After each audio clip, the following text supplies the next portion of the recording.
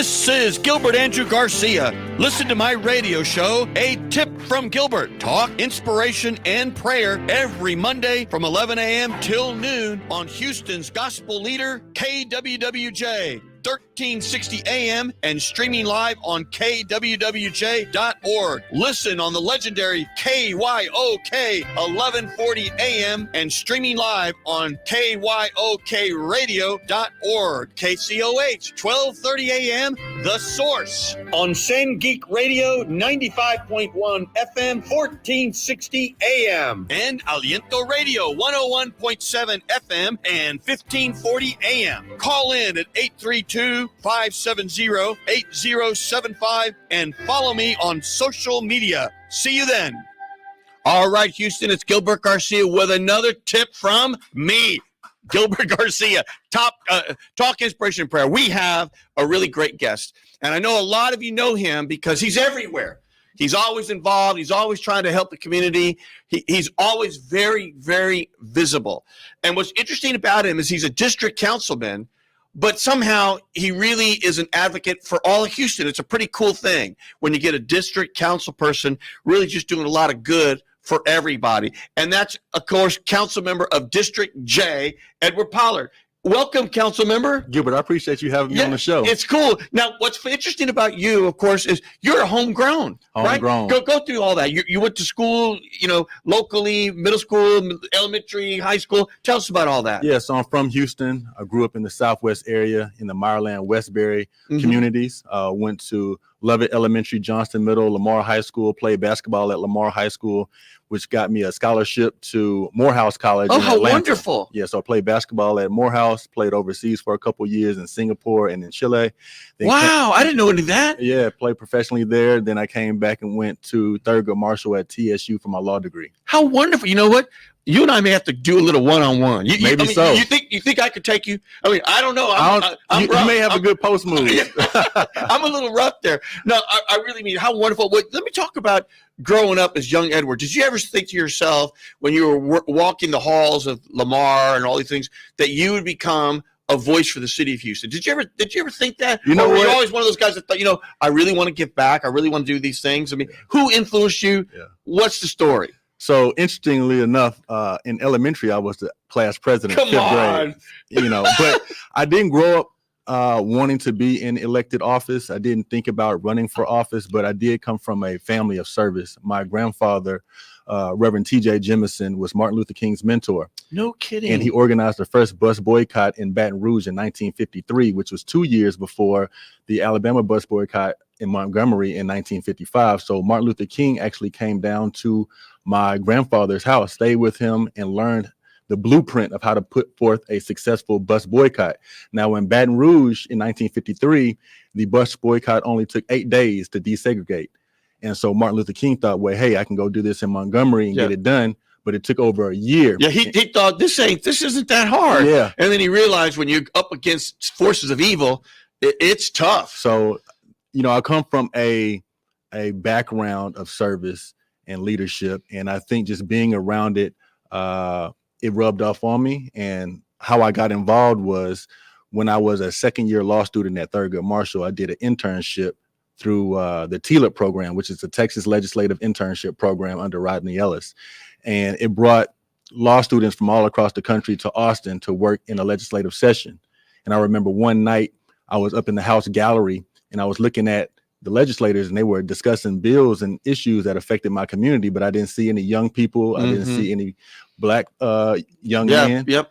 And so I said, that's where I need to be. Instead of being in the stands, I need to be on the floor. And so that's really what made me catch the political bug. Wow.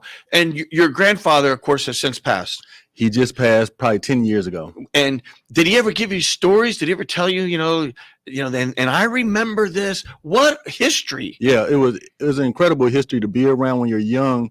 You don't understand the magnitude of who he was. He also was the president of the National Baptist Convention, which was the largest religious group for African Americans in the country. So he frequently was at the White House with the Reagans, with the Clintons. Wow. And I grew up seeing that, but didn't understand the gravity of it at the time. But yeah, there are many stories that he would tell about the struggles of being a civil rights pioneer and the things that they had to overcome to give us the rights and the freedoms that we enjoy today. Very interesting. And how about your parents? Did that go transfer from your grandpa to your parents? Yes. So my mother was a educator. She was a professor at Texas Southern for over 40 years. Oh, wow. What did she teach? She was over the theater department in fine arts. And oh, how wonderful. She ended up being the dean of the honors college. And my father was a small business owner. He had a uniform company, and he was one of the first in the city to start really boosting contract opportunities through the MWBE program, which at the time was the MBE program.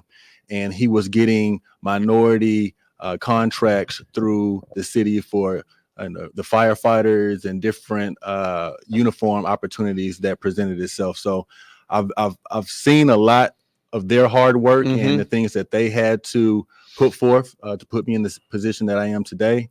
And looking back, I didn't understand as much as I do now. But it all shaped who I am and helped me get to where I am. What a beautiful story. And of course, your parents, come on, they got to be like super proud of you, right? Yeah, come on. They're like thinking the apple doesn't fall too far from the tree, or they got to be thinking we're going to keep on the legacy of grandpa, right? I mean, they got to be, what a wonderful feeling. Yeah. I have a tremendous family history, and I'm very proud to be a part of it and hopefully continue to do it. And my children will do the same. Do you have siblings? Yes, I have a younger sister with autism. So the autism issue is something that's always a priority for our office. And I have an older brother in Atlanta. Oh, how wonderful. Well, since your mother was part of the fine arts department, on that note, Houston, we're going to put on a clip because, of course, I have a daughter. I have 4 children, of course. And they rock my world, especially my daughter, my princess, my everything, my Juju. And, of course, we talk about her all the time on the show because, I just can't help it. And, of course, she gets mad at me every time and says, Daddy, well, she's in the performance workshop, which is a choir at St. Agnes, which is a high school, of course.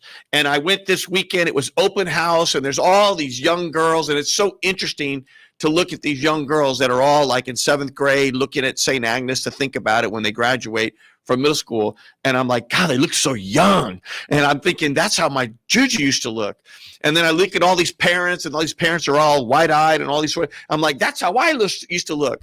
So let's just put on a little bit of clip of that if we don't mind there, Mr. Producer. So this is the St. Agnes performance.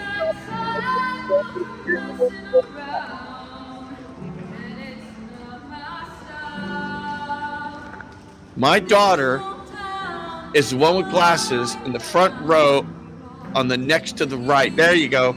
There's the next to the right from the end on the right. They say she looks like me, Councilman, but I don't know. But that's what they say. The prettier version. Come on, Councilman. You got it. You know how it goes.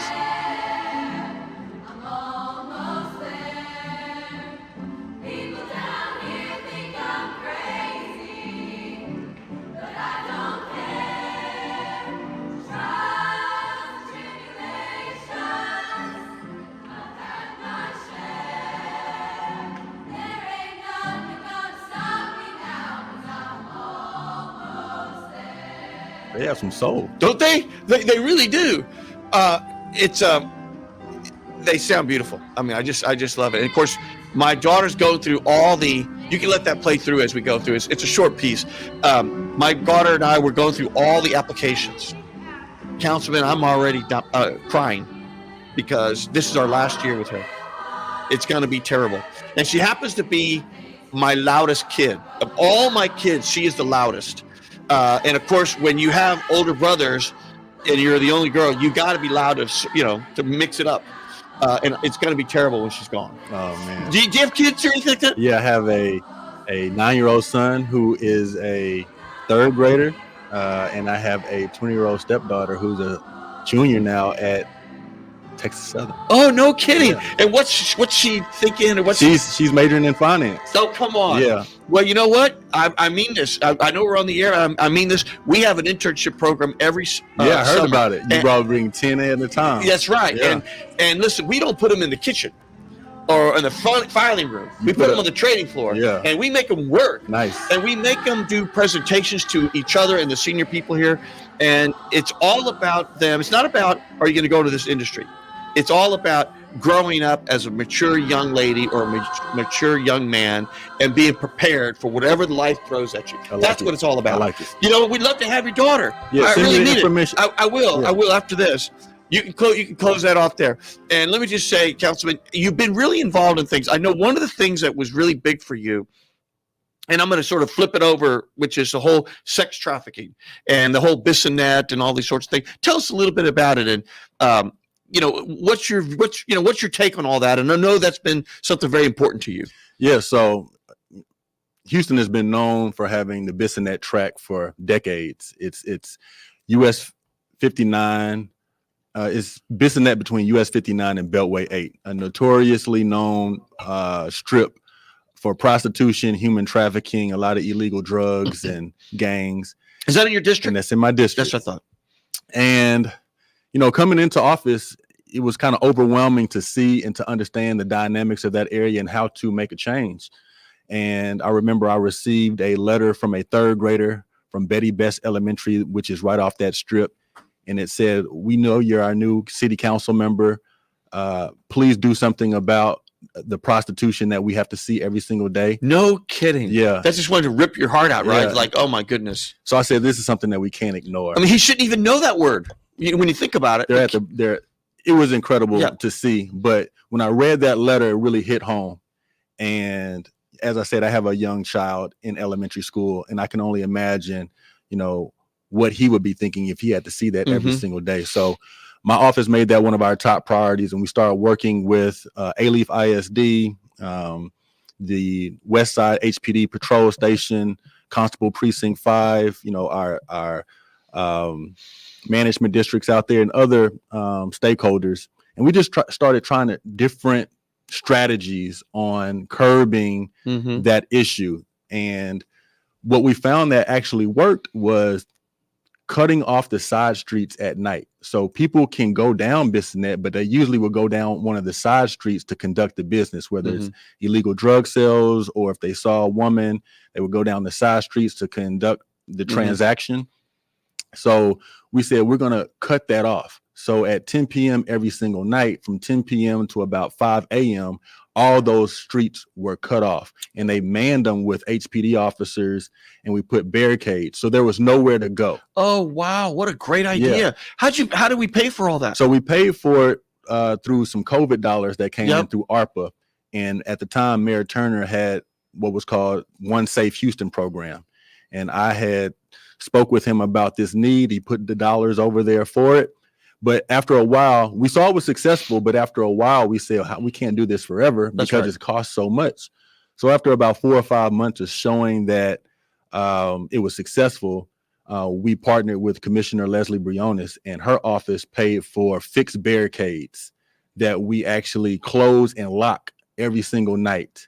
And since we have done this barricade strategy, the street has transformed. Wow. The street is transformed. And I tell people to use it as a model for any other street that may be facing these type of issues. But there were times where you can go down that street and see dozens and dozens of women. And it was affecting business. It was affecting the residents. It was affecting the school kids who had to be in the area. And the entire community was deteriorating, right? But now it's thriving. If you go down Bissonnette between US 59 and Beltway 8 now, you see a completely different street. And we're proud that we made that a top priority. It's something that we don't think we'll ever be able to change that profession totally. Right. But we don't want to see the visibility. That's my big thing. That's right. I do not like visible, in your face, overt violations of ordinances or crime. I feel like you have to have strict and hard enforcement on visible crime. And I didn't want that to be an area that represented my district, because that action doesn't represent me. And so we've cleaned it up. We have 2 applicants this year who have filed with the city for affordable housing complexes to come, and they are the first commercial outside private investor that has come to that area to want to build anything in over a decade. Well, how many units are they going to build? Do you know? So both of them are proposed for around 300 units. Oh, that's big. Yeah. So now we're just hopefully they can get selected by the state, but they've both gotten resolutions from the city. Well, I was trying to. Everybody knows I ran for mayor. I was trying to learn about affordable housing, and up there on the northeast side, I bought a couple of lots, and I'm not a developer or anything, but I just wanted to learn. And I was going to build about probably 15 units or so, and I ended up building 4, and then I stopped. You want to know the biggest impediment? The permitting process of the city of Houston. It was impossible, and I just thought to myself, it makes no sense, because permitting should be a profit center, because the more you get things on the tax rolls, the better off you're going to be. Correct. You get people living there, all those things. It took me a year to get a permit, and by the time all the inspections and everything, I mean, it's just terrible. Yeah, I mean, I hope you do anything to make sure that doesn't happen to these projects. So the permitting system that we have currently in place is not efficient. There's a myriad of reasons why, and I've learned more about it as I've been in office. I think there's definitely some critical things that we must change about it, but every administration gets their opportunity to figure that out. And we have a new administration that's doing just that. So we'll see what he does. Well, I sure hope he recognizes it's a profit center. Yeah. So you got to put more resources into it. Correct. And whether you do some sort of shifts of people or something, you got to process it much faster. I know our good friend Dominic's here, and I know he just called in. He wants to talk all about, today is early voting day. Okay. He's so excited, and he rode the rail, and as we all know, you can ride the rail free. But let's let him talk about it. Everybody knows I was Metro chairman. That was one of the things that we did I'm very proud of. Let's go ahead. Dominic, are you there? Yes, Gil, can you hear me? I can. Talk to us about your experience today. You took the rail, you went and voted, it was tons of people. Tell us. Okay. I went from my house, I got on the 96 Veterans Memorial Local, got on the rail at North Line, went down to Moody Park. And that is an early voting place. It's in the pavilion where they have the gym and stuff. The voting people were very nice. I got in. When I got there were 5 people ahead of me. There were 20 people in the voting booth, 20 to 25 people in the voting booth. When I got out and went, and was leaving, there was still 20 people voting, 5 people in line. People were coming off the train and driving into the parking lot. So that is a good sign. People are moving their rears and vote. Everybody needs to vote. Okay, riding Metro for free.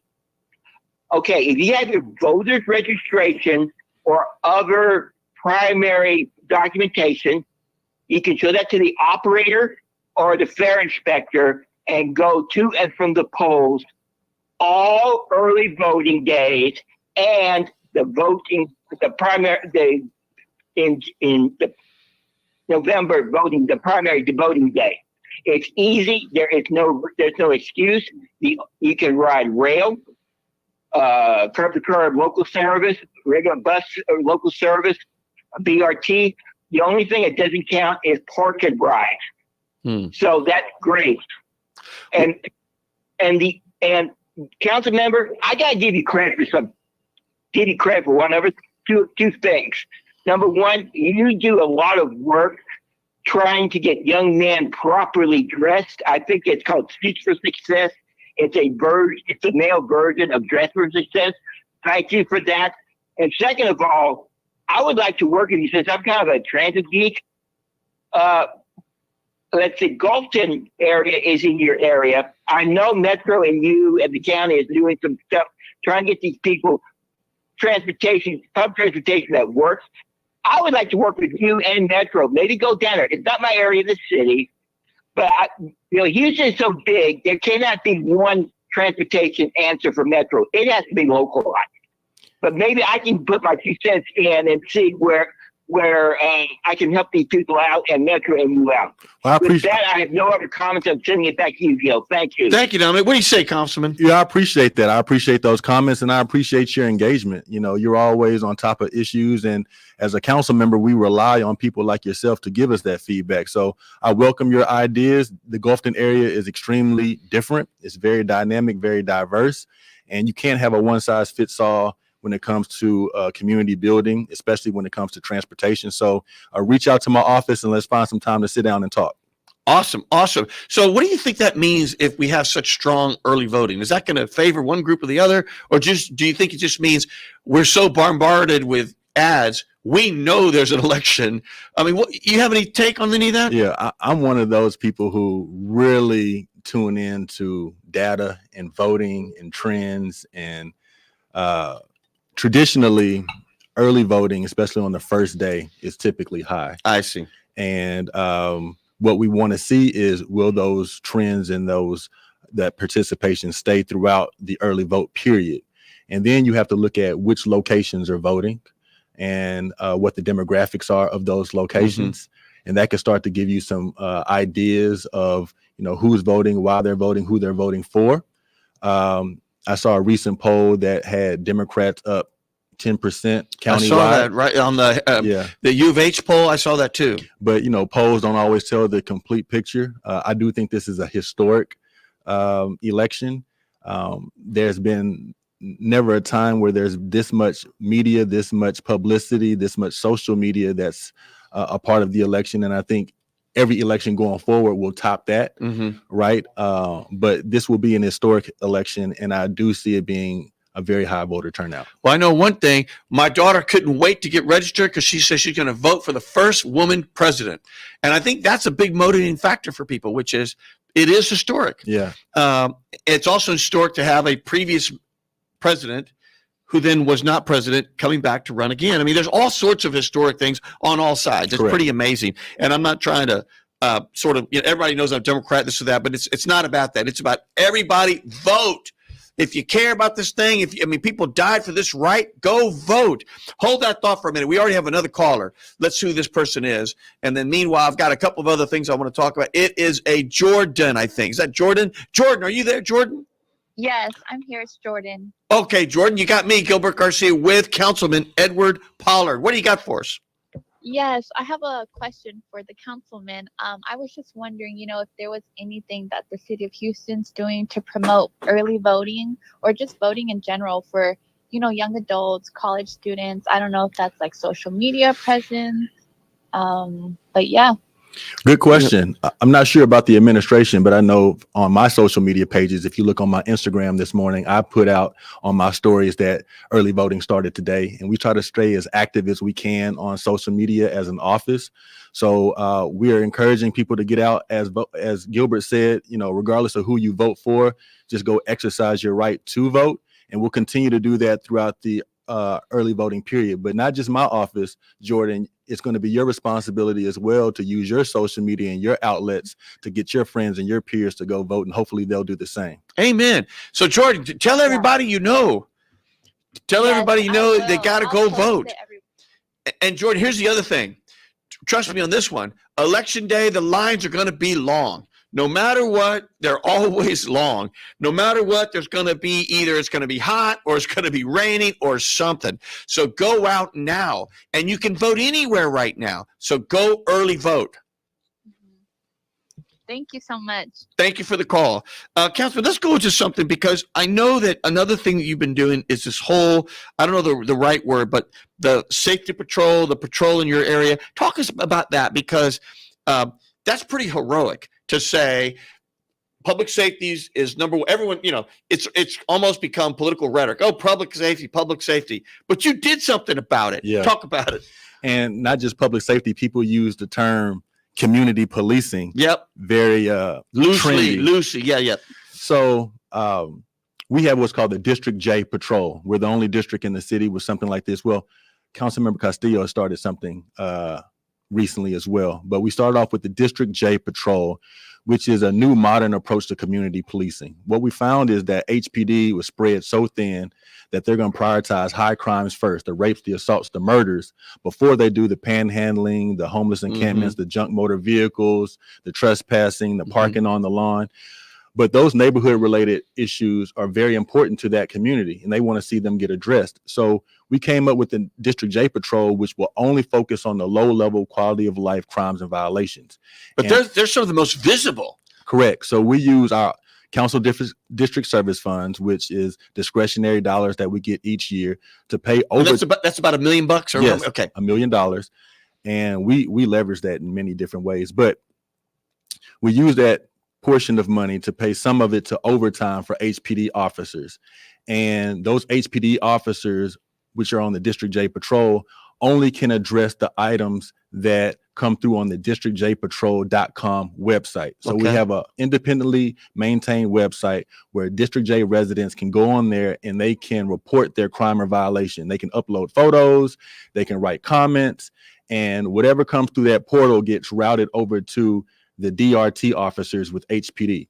They will go out and address those issues. And then there's a results tab on the website where the HPD officers have to go and write how they address the issue. Come on, that's so great. Yeah, for transparency and accountability. Now, I'm a personal injury attorney, which means I only get paid if my clients get paid. All right. If I don't get my clients paid, I don't get paid. We use the same model for the HPD officers. We pay you for the work that you do. All right. So the more hours you work, the more things that you get accomplished, the more money we're putting into the pot.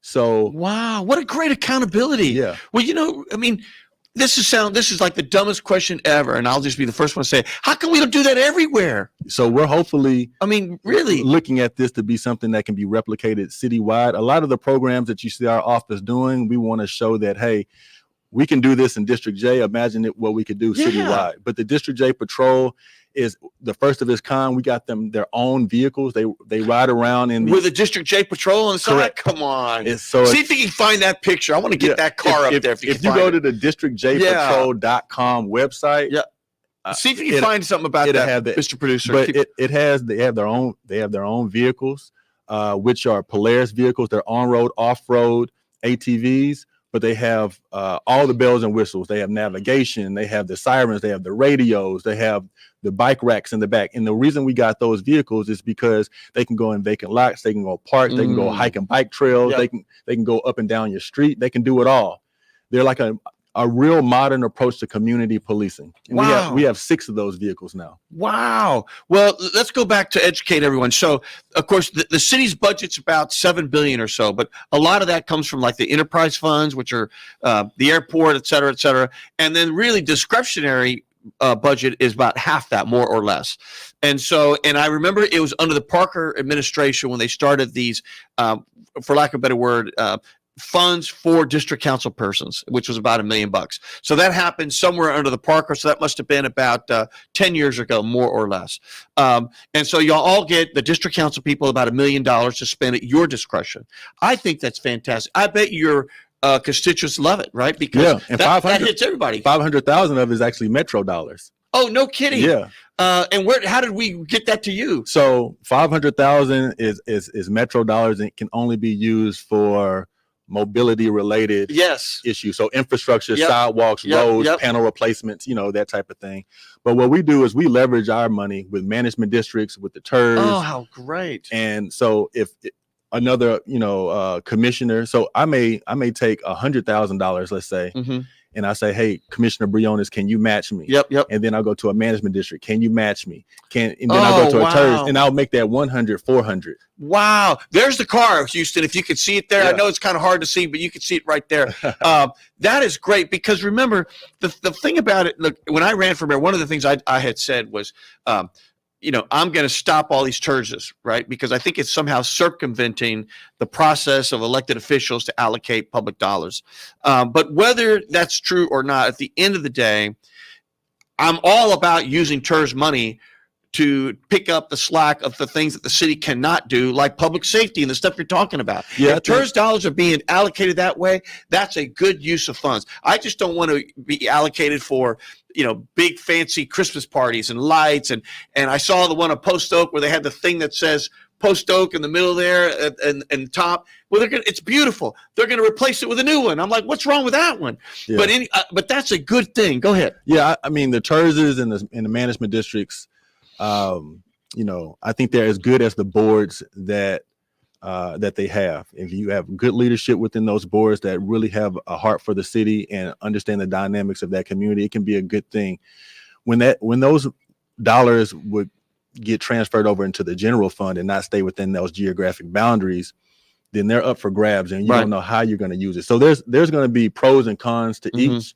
Right now with the TERS, let's say with the Uptown District, as you mentioned, with those lights, that's one of our main attractions for retail, for business, for tourism. And if we don't prioritize those areas, then we may not stay the world-class global city that we need to be. But at the same time, if that TERS was not there and that money can go to the general fund, then maybe we'll have more money for public safety or other improvements to areas that don't have a TERS. So there's always going to be pros and cons to both. Well said. Yeah. It's just that, when I ran for mayor, again, the great thing about running for office is it makes you learn more about issues, because I've just been a soccer dad and an investment guy and all those sorts of things. But I really took tours of districts, and my goodness, there are some districts that there's open ditches. There's cars, stray cars everywhere, stray dogs. I mean, and then you see these other areas. We've got to do something better for all the community and for everyone. And I think it begins with public safety, right? It really does. But I totally hear you, and I totally get exactly what you mean. So let's go to another thing. So that's been successful. What's another key thing? You have a nonprofit. Tell us about your nonprofit. So my nonprofit is Suits for Success. Started that back in 2014. It is I'm so sorry. So you weren't a councilman at the time? No. Okay, keep going. Yeah, this was back in 2014, probably 5 years before I became a council member. But I wanted to start a mentorship program for high school age boys. I was watching the news one day, and it was showing girls get prom dresses. And I'd always seen that around prom season, girls would get prom dresses. And I was thinking, well, what about the boys? We never see the boys get anything. But I don't like giving anybody anything. I think everyone should work and earn what they receive. And so I started a program called Suits for Success, which would focus on teenage boys. And we would put them through a semester-long mentorship course where they would learn things they would not learn in a traditional classroom setting, such as, public speaking, etiquette training, resume building, interview techniques, personal finance, how to tie a tie. And at the end of the program, each student would receive a free suit, shirt, and tie for graduation. Wow. And so we've been running that program for the past almost 10 years, started at Sharpstown High School, and now we're at Wisdom High School. And we sometimes do boys conferences that are open to the entire city throughout the year. But it's just a way in which we are building up these young men's self-esteem, their character, their value. When they take off that hoodie and those baggy pants and we put them in a suit, which we take them to the tailor, we get it perfectly fitted for them. You see their entire demeanor change. And we want them to utilize the skills that they may not always get taught in these traditional classroom settings and expose them to a different way of life as well. So it's the most rewarding thing that I do professionally. I love that idea. How many kids are now? I don't know the right word, so I'm just gonna say this because I can't think of another one. How many get a suit? How many are in the program, so to speak? So usually each year we get between 20 and 35 kids. We put them in a traditional kind of classroom atmosphere where the students that are a part of the program come from that school. The only requirement to get in the program is we give them an orientation the first semester to a large group of kids. And we say, all of you all are open to joining this program. But what you have to do is write a 2-page paper over the winter break on who you are, what you want to do, what your hobbies are, what you see yourself doing in the future. You submit that paper after the winter break, you're automatically in. Oh, how wonderful. And usually about 20 to 30 of those kids send back in the paper. They're automatically in. If all 100 of them did that, all 100 would get in the class. But we make them do things to show some initiative, and then as long as they are having good attendance throughout the semester and show up on time, they'll eventually get the suit. That is fantastic. You know, the other thing is, it's one of those things where by making them do something, I'm saying do something, but I don't know, work a little bit, or write the essay, they appreciate it more. Yeah. You know, I mean, if you just give it to them, that's a good thing, but they won't appreciate it. But if they have to work hard, then they see the achievement and they connect the dot. This leads to that. Correct. What a great idea. So we always want people to put forth some initiative. I'm taking time out of my day to come and volunteer and come up to the school and go over these topics with you all. So I need some buy-in from you all as well. And if you show that, we'll work with you. And these are primarily, I would assume, kids of color. Yes. Well, you know, I mean, come on. They're the ones that, in our community, we need it the most. Correct. You know, when I was young, and I grew up in a middle-class background, but again, my parents didn't go to college, all those. I'm that story, right? I had never even owned a suit. And then I went to Yale, and then I went to Wall Street. I didn't even own a suit. I had never had a suit. What's crazy is our first student, we got a student that was our first Ivy League accepted student. Come on. From this past year's class, went to Wisdom High School, one of the statistically worst schools in HISD, worked with him, and he ended up getting a scholarship to Dartmouth. Wow. You know, I remember vividly, I didn't know a suit. I never had any shoes. I had boots. Those were my good shoes. And I remember the first day I was on Wall Street and someone said, never wear boots on Wall Street again. I always thought, oh my God, I'm going to be fired. I had never seen, I know this seems silly, but you know what, Houston, this is real. I had never seen shoe trees. You know, the things you put in a suit. I'm like, what the hell is that? You know, I mean, really, when you're sheltered, you don't know you're sheltered until you're sort of outside the bubble. So I know what those kids are going through. We have another caller. I think it may be our own State Representative Ron Reynolds.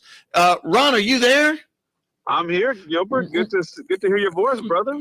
Representative Reynolds, how are you? And welcome to the show. And I love having you on the show. And I love when you call in. And I have, of course, Council Member Pollard here. What do you got for us? Oh, hey, good. That dynamic duo in the studio, man. You guys are both amazing. So it's good to be. You see, he's Batman. I'm Robin right now. But you keep going. You keep going. You know what I mean? He's Batman. Oh man, look, man, I have the utmost respect for both of you, and great pillars in our community, and it's always an honor to be on. And I with today being the first day of early voting, I just wanted to call your show on this dynamic platform that you have to encourage your listeners to go vote. Man, there's so much at stake. There's so much on the ballot, not just for president, but locally, down ballot where the elections are even closer and more meaningful, and encouraging people to do their homework. Look at the League of Women Voters Guide or do your own research and go vote for the best candidate that represents your values, because this can be a very close election. It can literally come down to 1 or 2 votes. So let's exercise our vote, our precious fundamental right to vote, and let's do the right thing and take advantage of early voting and let's make history and do some things to help improve our government. Let's do that. So, Representative, on your website, do you have all the early voting locations and all that, or where can people go? Well, there's so many different there's so many different things. I mean, there's the if they go to the county clerk's website, there's a list of all the early voting locations with the times.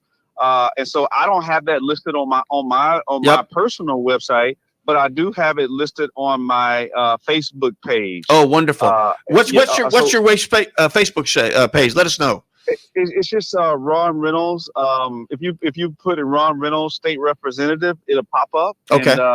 And I have the information there. And I look, just like you, it's so important that we use our platforms to educate people on voting, because one of the things that I realized is that so many people die for this right that we hold near and dear. I mean, there's so many people take for granted. This is the bedrock of our democracy, is voting for people that are going to make decisions based on education, healthcare, jobs, economic development. Gilbert, politics some people say, well, hey, I don't do politics. Well, guess what? Politics will do you. Amen. Whether you vote or not, Amen. it will impact you. Our criminal justice system, our healthcare system, so many things rely upon our government and who is making the decision. So make sure that you do the right thing and go vote, and don't be discouraged by all the chaos. And yes, there's bad apples on both sides of the aisle, but there are good people, men and women that are going to be judges, that are going to be constables and justice of the peace. And so it's so important that we take our time to make sure we elect the right people.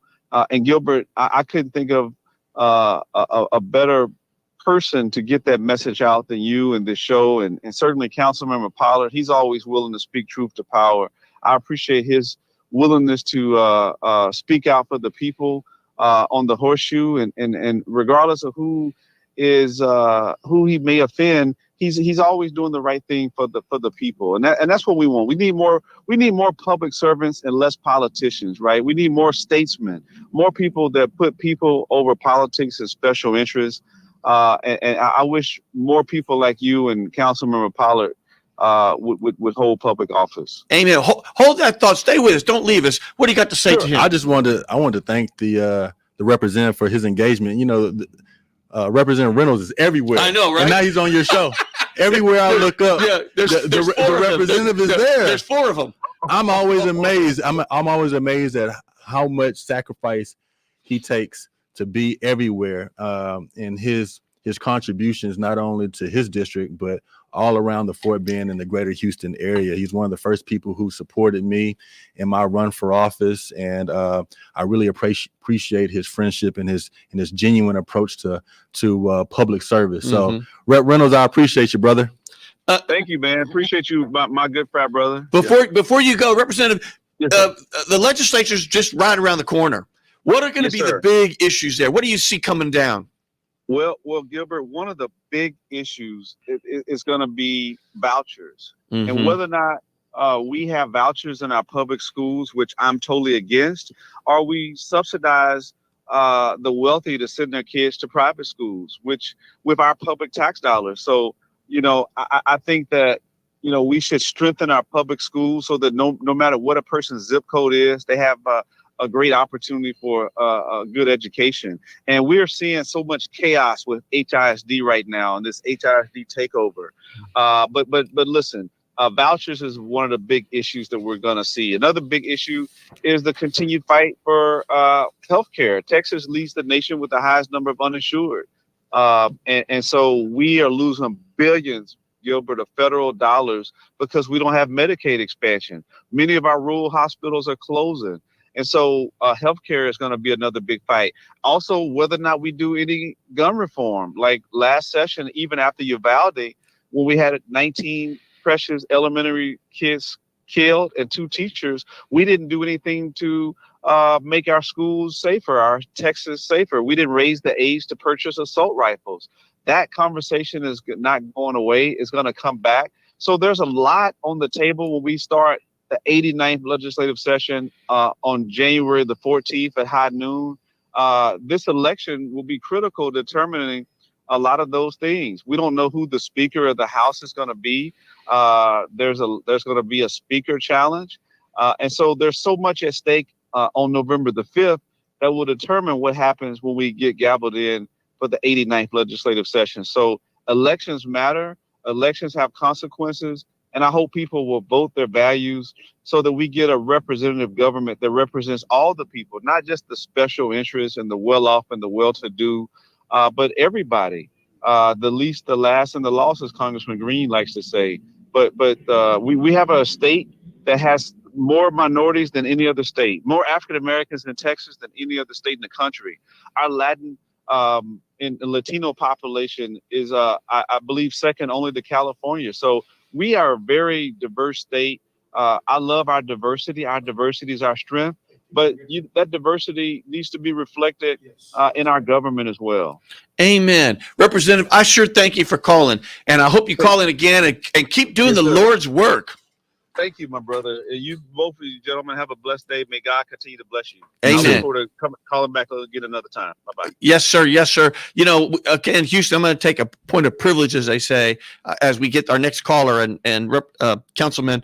I talk about on my show kind of often, quite often, excuse me. My sister-in-law is going through a terrible cancer.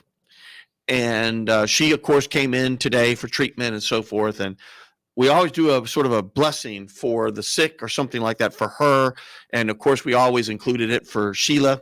You know, so I'm going to do that again real quick if we could. This is the Dominican blessing, which of course, those are the order of the sisters that are St. Agnes. May God the Father bless us. May God the Son heal us.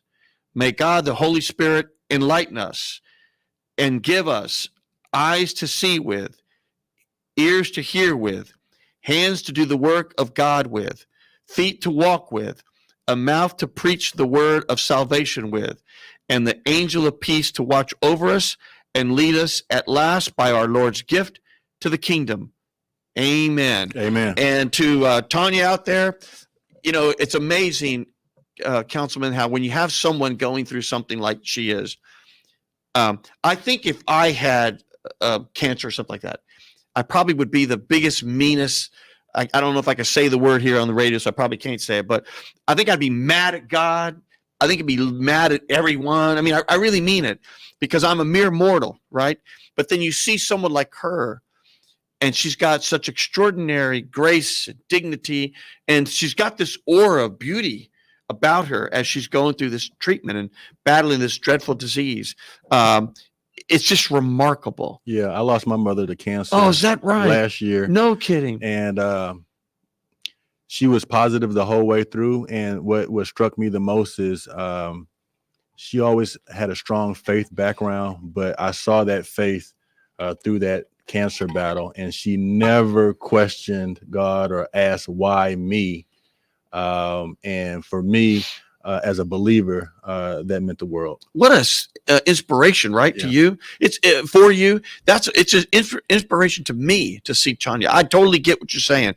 We'll have to do another show about faith like that and what it means to both you and us, and me. We have another caller already. Is there an Alex on the line? Hi, Gilbert. Alex, you have me, Gilbert Garcia, with a tip from me. What do you got for either me or the councilman? What do you got for us today? Or Houston? I wanted to ask the councilman what motivated him to go into public service, and how we can motivate the younger generation to just be a bit more involved. Great question. You know, like many people, I didn't grow up really knowing everything about politics. I didn't even know what a city council member did for a long time. But as I mentioned a little earlier in the show, I had the opportunity to do an internship as a second-year law student, and I worked for a state representative. And during that time, I caught the political bug because I saw that there were issues and topics and people making decisions on things that affected my community, and I didn't really have a voice in the conversation. And so I wanted to participate, not just from a voting standpoint, but from an elected official standpoint. And so I put myself out there. I started to understand the dynamics of the local political scene and started to build relationships, and I ran for office. And I lost the first time that I ran back in 2015. I ran for state representative, but I stayed out there and continued to learn and continue to build relationships. And I was able to win a city council seat in 2019. And so I tell people all the time, especially the youth, that look at life like a game. And like any game, the game is going to have rules. In this life that we live, the politicians, they decide the rules. Those rules are the laws. And if you don't understand who's representing you, and you're not participating in how to manipulate or to affect or change those laws, then you're going to lose that game. You're not going to do well at that game. And so the only way to participate is to educate yourself on the people, educate yourself on the topics, and then go exercise your right to vote. Amen. And so, Alex, have you voted yet? You know, early voting started today, right? Yes, I just actually learned right now watching the show, so I will be voting on my lunch break. Now you have to make sure you go on your social media and put that out there. Encourage your people and your friends to do the same. Jump on your live, put it on your stories. But the more people understand, the more people are exposed, and the more people who are educated, the more turnout we will get and the more participation we will have. And, and Alex, for me, I look at life as a journey. And, and you're never going to reach the ultimate destination till it's, the Lord's time. But along the way, you're going to have all these incredible experiences, all these wonderful things. And so, you're always learning, you're always growing. And one thing's for sure, public service is a higher calling, because there's probably no better calling than helping other people. And, when it's done right, which most of the time it really is, it's not necessarily a position of glory or great wealth. It's, again, your wealth is helping people. And that's how I view it. And at the end of the day, people have struggled and gave their lives for this right to vote. Exercise it. And one thing's for sure, my mom always said, if you don't vote, don't complain. Correct. So at least if you're not going to vote, then don't complain. What say you, Alex? Well, thank you so much. I hope y'all have a blessed day. This is very encouraging, and I will be telling all of my friends and family to go out and vote today. Great. Go, go, go. Very good. Thank you, Alex. Yeah, no, today, Houston, go now, because for whatever Dominic said, and he said it was crowded, et cetera, just wait. Election day, you watch, because of all the hubbub, and there's going to be ads because galore for the U.S. Senate, the local stuff, the judges, the president. We're going to be bombarded, and people are going to realize, boy, there's an election. Yeah. And then they're all going to come out, and it's going to be election day, and the lines are going to be long, long, long. And of course, all those, and then people are going to, it's going to rain, it's going to be hot. So go vote now, right? Yeah, I just got back from the Philippines actually last night. No kidding. I was there on a trade mission. And when I go to these other countries, they talk about their election style. And many times it's just one day that the whole country gets to go and vote. Can you imagine that? One day. We have 10 days of early vote from 7 a.m. to 7 p.m. Shout out to the county clerk in Harris County, Tanisha Hudspeth. She encouraged us to have 7 a.m. to 7 p.m. plus probably 700 different voting locations where you can go anywhere around the county to go vote. You don't have to vote in just your precinct. So 10 days of early vote and election day, there's no excuse. Well, what's funny about her, I don't know her, and you probably know her, but I don't know her. But one thing's for sure, the whole election stuff is working now. That's how she's doing a fantastic job. Listen, both sides like her. Yeah, because is that right? Both sides like her because the voting totals come out on time and early. There was a time when early voting was over, then you had to wait for election day. On election day, all the early voting totals came out at 7 p.m. You expected them. Yeah, that's right. But there was a time when you were waiting hours and hours and hours for the totals to come in. And that leads people to think something's going on. Yeah, there's funny business. Correct. There's a box somewhere. Because you're thinking, okay, if early voting's been over for 3 days, why aren't those totals ready to go? And that's right. Why inquirers minds like us want to know. Everyone knows I was Tony Busby's treasurer, and I'm a good friend of his, and I love the guy. And when he ran for mayor, and I say we because it was us, we had to wait.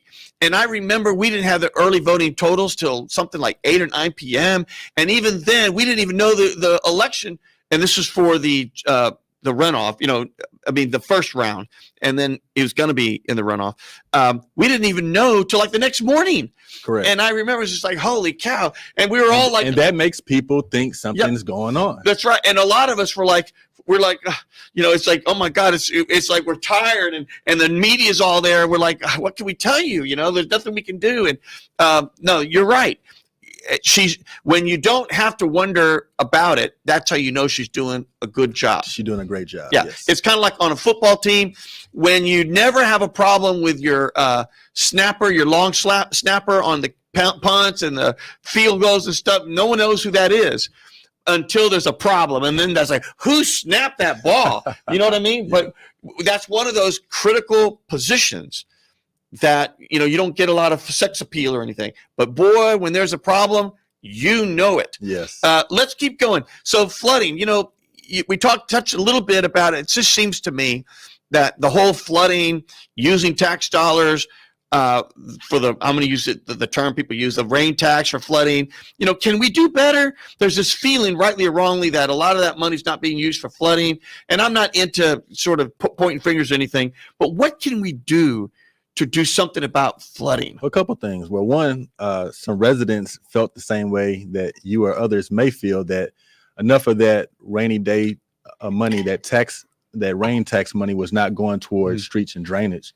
And so they filed a lawsuit and they won. And so right now it's being appealed to the Supreme Court, but the city of Houston owes about $100 million that should be going to streets and drainage. And if it goes forward, that new calculation will have more money going towards streets and drainage for flooding.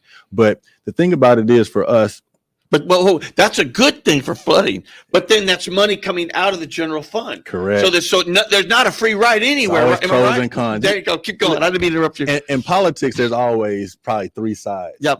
Just like in my profession as a lawyer. But what we're doing right now is understanding that the infrastructure that the city of Houston has in many places is very old, it's outdated, it's ancient, it hasn't been well maintained. And so as you're updating the streets and drainage, you're seeing that we have not only newer technology, but newer ways in which to do things, newer equipment, newer pipes.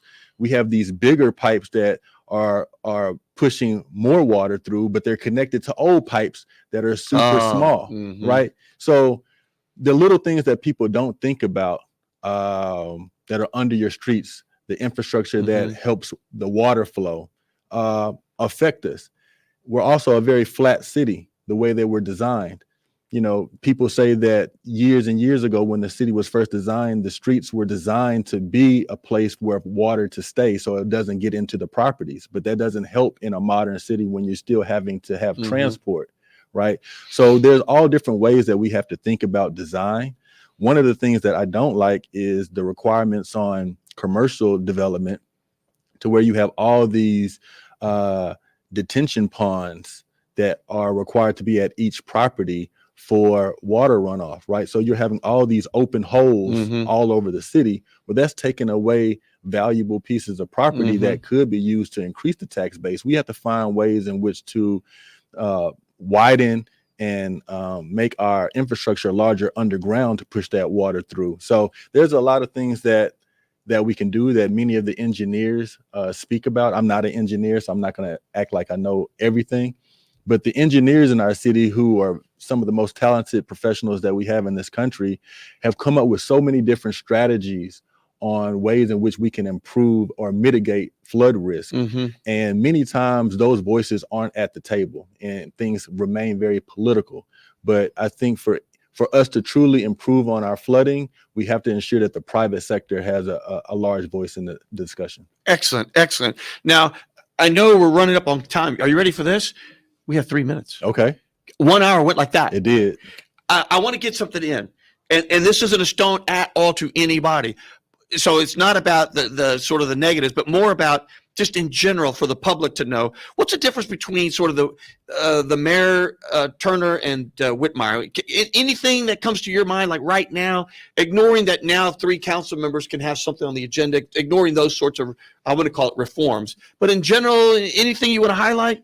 Leadership style, anything? Everybody has their own personality and leadership styles. I think Mayor Turner, you saw him more active maybe at all these different events throughout the city. I think Mayor Whitmire has shown to be more of a corporate lawyer, not lawyer, more of a corporate mayor. Got it. And then our agendas, the council meetings are much shorter now. Is that right? Yeah. Not by design or we don't have as many things on the agenda, and there's not as much controversy on some of the items, and so the council meetings actually go very long. I was joking with Commissioner Ellis the other day that the county commissioners meetings are very, very long, but the council meetings are very short, and that has something to do with the mayor's leadership style. And even the council members that are around the horseshoe, there isn't as much discussion with this group as it used to be with the previous. That's group. A good thing, right? I mean, because unless you're holding back, as long as everyone has the ability to speak out. Correct. I like more robust discussion. I like for us as a council to be able to use those Wednesday meetings to really get into the topics. And I'm sure people will find their voice as we go along. Yeah. And at the end of the day, look, the county, those meetings are dreadful. I mean, and they are. You They really are. They're dreadful. They're there all day long. And, you got to go to a bathroom break or a water break. And think about the public that wants to know things. The public's got things to do, the child care issues, they got, work issues, and they can't be there all day long to get there's got to be a better way. So maybe there's a happy medium between too fast and then dreadful. Agreed. You know what I mean? Something like that. All right. You got the last word. I'm going to give you about a minute and then we got to tone off. What do you want to say to Houston right there? Houstonians, as you've heard during this radio session, today is the first day of early voting. I encourage everyone to educate yourselves on who the candidates are. And also don't just pay attention to the top of the ticket, which gets, all of the attention, but the bottom of the ballot is as important as anything else. And so remember, the things at the bottom of the ballot are the ones that are closest to your home, the things that affect you on a day-to-day, your local elected officials. So pay attention to who they are, educate yourself on who they are. We have 10 days of early voting and election day. You can go to the League of Women Voters for a very good understanding of who the candidates are and their backgrounds, but use and exercise your right to vote. There are many people who sacrificed a lot for us to be in this position. If you want to have an opinion, use that opinion at the ballot box, and God bless you all. Here we go. Tee it up. I don't think we're going to play the whole thing, but let's go. This is Gilbert Andrew Garcia. Listen to my radio show, A Tip from Gilbert. Talk, inspiration, and prayer every Monday from 11 a.m. till noon on Houston's gospel leader, KWWJ. 1360 AM and streaming live on kwwj.org. Listen on the legendary KYOK 1140 AM and streaming live on kyokradio.org. KCOH 1230 AM, The Source on San Geek Radio 95.1 FM 1460 AM and Aliento Radio 101.7 FM and 1540 AM. Call in at 832-570-8075 and follow me on social media. See you then.